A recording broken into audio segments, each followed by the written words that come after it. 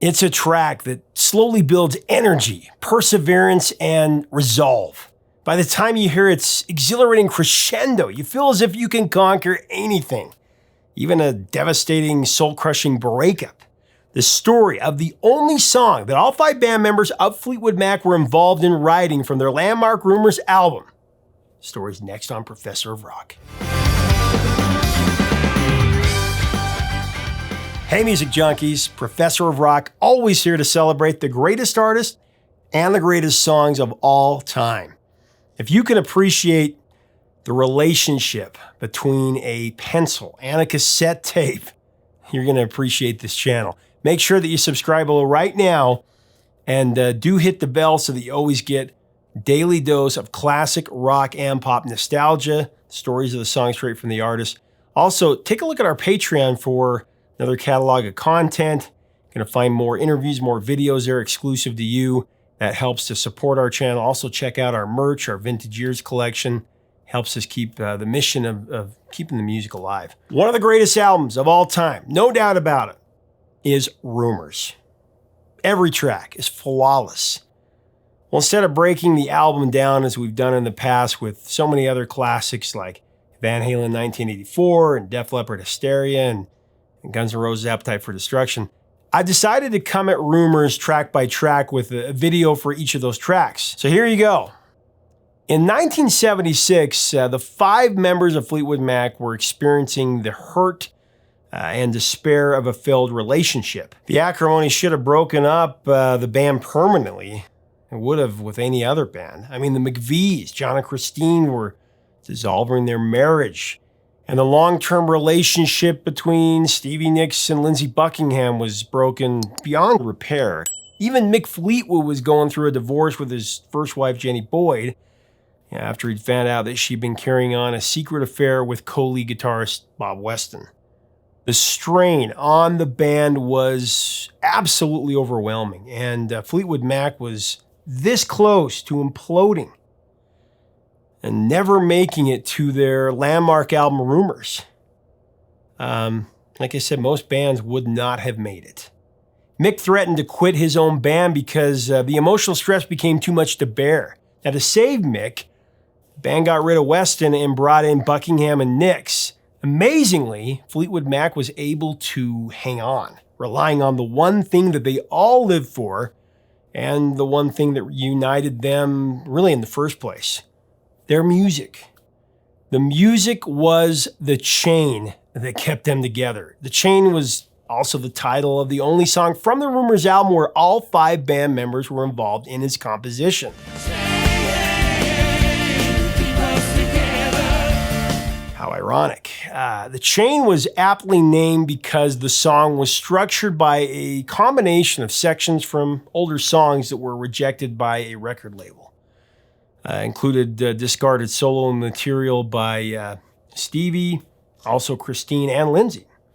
The first link of The Chain began with a bass riff in the instrumental bridge of Christine's unreleased track, Butter Cookie, Keep Me There, which was later made available on the expanded edition of Rumours. Came out a few years ago.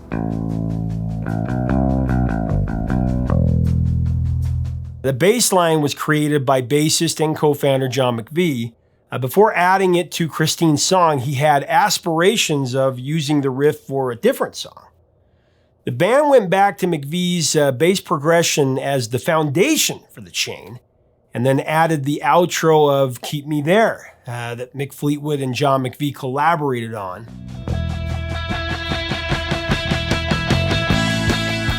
Now, everyone loved the bass riff on the bridge and the exciting breakdown, but they had trouble arranging the beginning of the song, apparently. So actually what they did is they worked backwards. Now, to complete The Chain, Lindsey Buckingham resurrected the intro from Lola My Love. That was a duet that he recorded with Stevie that was originally released on their self-titled LP from 1973.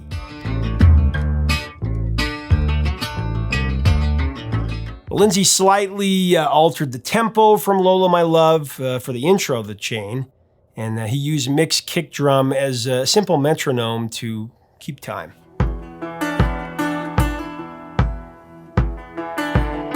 Given the fragmented nature of the chain, the song was inevitably constructed by the old school process involving splicing reel-to-reel tapes with a razor blade.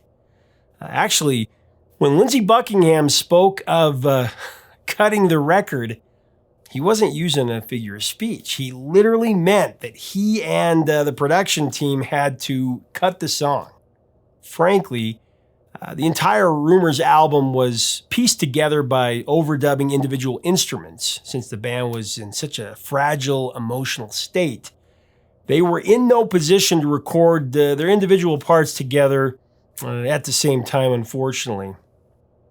Actually, the only instance of two instruments being recorded in unison on the LP occurs on The Chain, when the Fleetwood drums and the Buckingham guitar solo were performed together.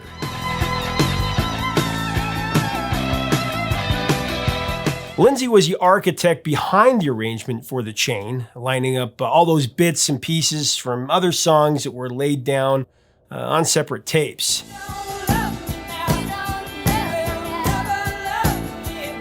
There's no doubt about the fact, it's just a fact, that Lindsey Buckingham is one of the greatest guitarists ever.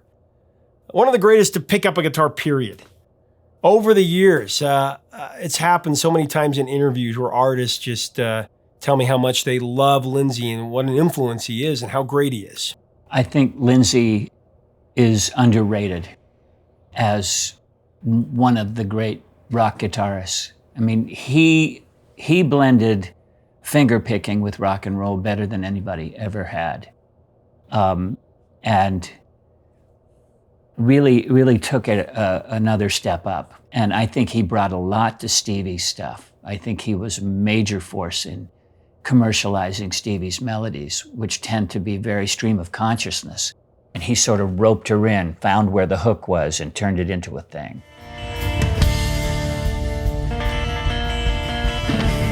Once Lindsey's arrangement was made, the band needed lyrics. Now, as we go into how the lyrics came about, before we do that, I want to thank our sponsor, Zenni Eyewear, the glasses that I always wear.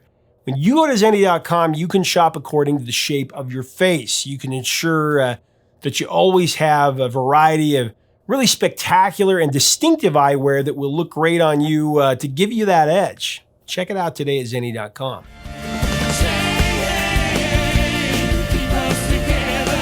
So speaking of the lyrics, Mick Fleetwood vividly remembers Stevie walking in the studio one day, informing everybody that she had written some words that might be a good fit for that thing that you were doing in the studio the other day.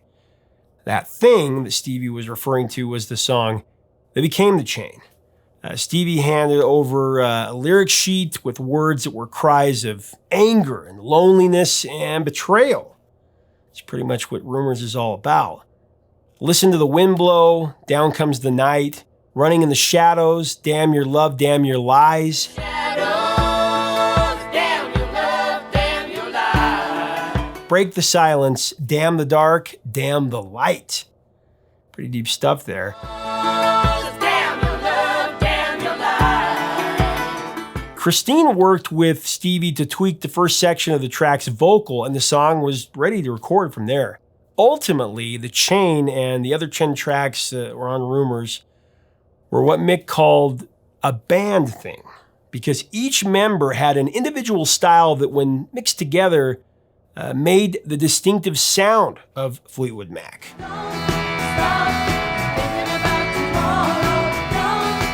Now, The Chain has three profound parts that make the song so powerful.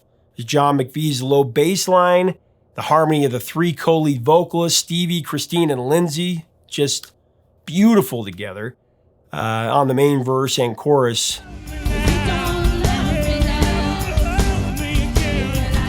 And what an incredible intro.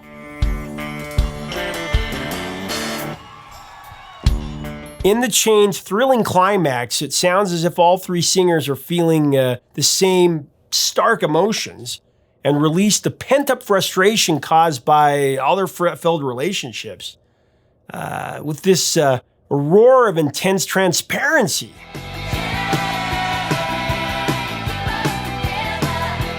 You really can't say enough about Ken Calais and Richard Dashut.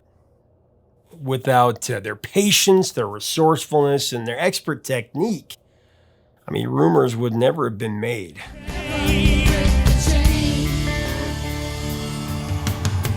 I mean, how those two managed to navigate through all that doom and gloom over months of recording sessions without a master's degree in psychiatry is really remarkable.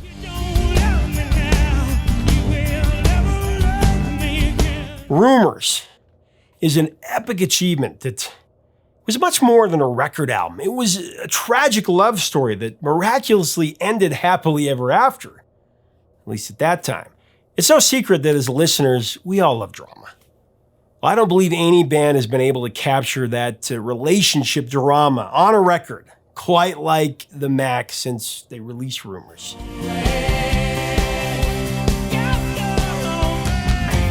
Ultimately, the agony of heartbreak and finishing with a renewal of strength to overcome resulted in an opulent classic that inspired listeners all around the world. You know, who needed something to latch onto to heal their pain? Rumors, that's why that sold nearly 50 million copies. It's one of the biggest selling albums of all time. It was also one of the finest pieces of artistic expression of the rock era. And that is a testament to the chain that kept the band together.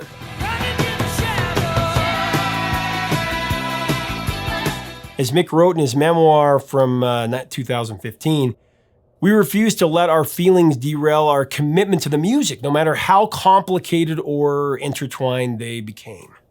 It was hard to do, but no matter what, we played through the hurt. Fleetwood Mac forged ahead, holding on tightly to the resilience of their united composition. And they vowed to never break the chain, never break the chain.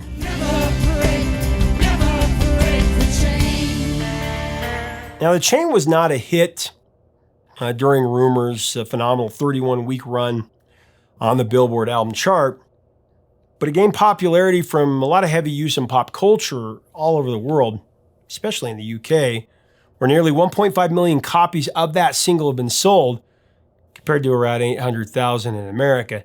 The instrumental section of the song was selected as the theme music for the BBC and Channel 4 TV's coverage of Formula One.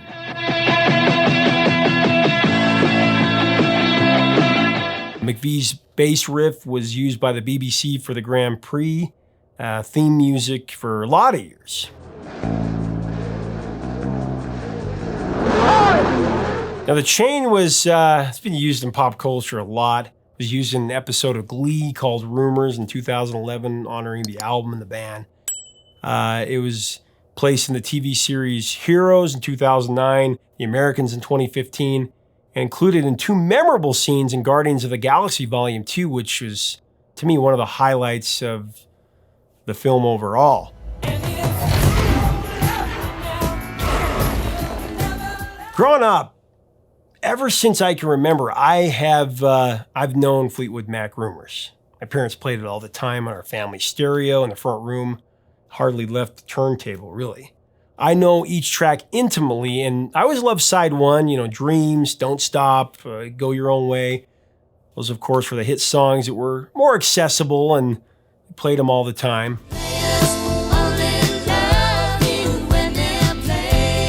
It wasn't until I was in my 20s and the Mac came back together to record the brilliant live Set the Dance in '97 that I realized the genius of the chain.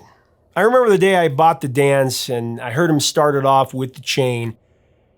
It dawned on me that this song was really the glue of Rumors. It started side two, but it held the two sides together.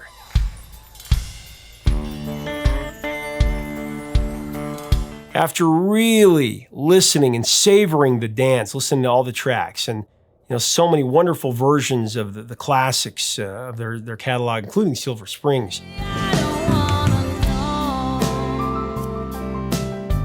I listened to Rumors with a whole new set of ears, and I reread all the stories of the album and the songs, and they deepened severely for me. I was now hearing these songs after having lived life a little bit, I'd had some experiences, some challenges, trials, conflicts, failures. and heartbreak. And the Mac fortified my existence like never before. Even though I knew all of their songs from a very young age, the rediscovery was quite an eye-opening or ear-opening and heart-wrenching experience. And since then, they've become really a cornerstone of the music that has saved my sanity and motivated my progression throughout life.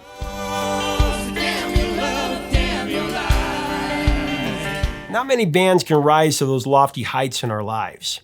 The Chain has since become a song that seems to organize my thoughts, my patterns, when I become disjointed. It really is the chain that links with, my expectations with my reality.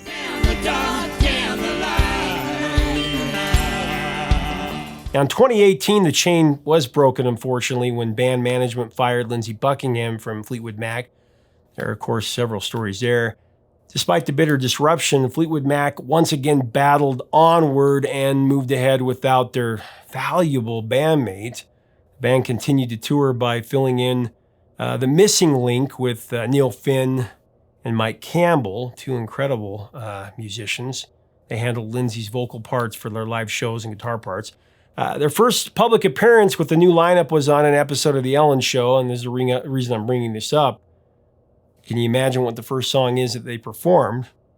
It was The Chain.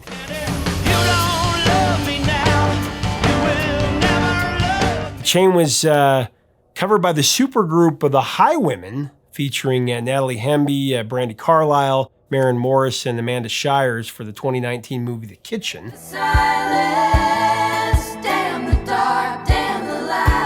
Amy Lee and Evanescence remade the tune for Xbox's Gears of War 5. The Evanescence version has, of course, heavier guitar licks and a string session, and was released as a digital single in late 2019. I like both those versions.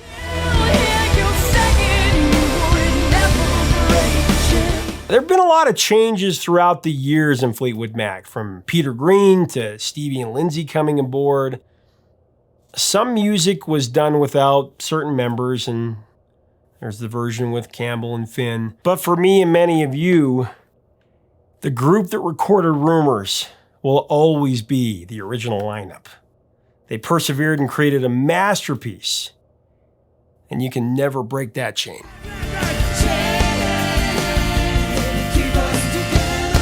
Leave us a comment about the Mac, Fleetwood Mac. What are your favorite tracks from Rumors? What are your memories of hearing this incredible album and this amazing song? I would love to know in the comments your thoughts on Fleetwood Mac overall. If you like our content, make sure to subscribe below. Click the bell so that you never miss out on our videos. We'd love to have you as part of our Patreon. You can check that out below, and we have merch there as well. Until next time, 3 chords and the truth, my friends. Talk soon.